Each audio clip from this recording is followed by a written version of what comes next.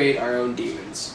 That is one of my favorite lines from Robert Downey Jr. playing the character Tony Stark. The thing that I'm really excited about is that I have not seen both of these films in the last 5 years. So Iron Man 3, let's talk about it. The summary of this story for Iron Man 3 is that Tony basically loses everything thanks to the Mandarin and now has to redeem himself in this journey of the film Iron Man 3, directed by Shane Black. Let's talk about the things that I loved in this film. I have to admit that when I first watched it, I did not like the idea of him being out of the suit for such a long period of time during the halfway point in the movie.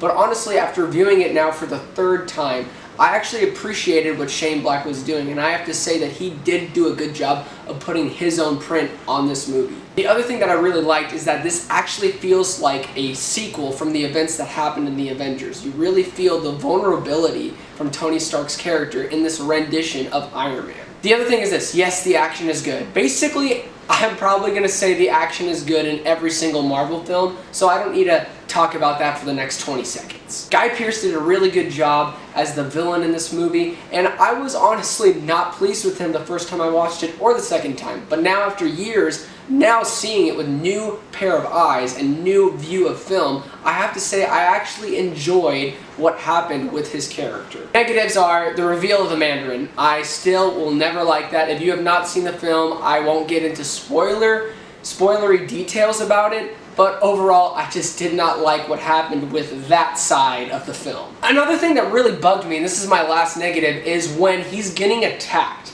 He's wearing his prototype suit. Yet again, he gave his address to the Mandarin saying, "Hey, come get me, boy." But instead, he wears his prototype suit and Jarvis says it's not combat ready.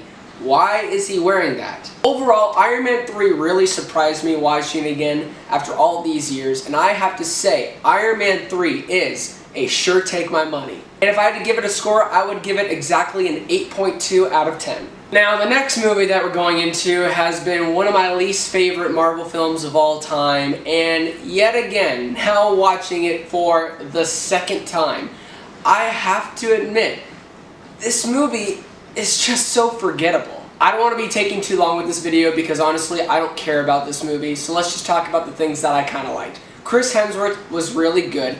Loki, Tom Hiddleston, who plays Loki, did a really fine job and their scenes were very dynamic. Natalie Portman does a good job as well. The action is okay, but overall, it's just a forgettable thing. You get all these typical Marvel films in this movie, but then you realize this does really nothing for the future of the franchise, and it doesn't even do a good job in showing and fleshing out the characters in this movie. It's just a, here you go, here's some popcorn, turn your brain off, and I don't want to turn your brain off movie for the Marvel Cinematic Universe, and I feel like it didn't really do anything for me, and that's why I call it a forgettable movie. I'm going to give Thor: The Dark World a part of the herd.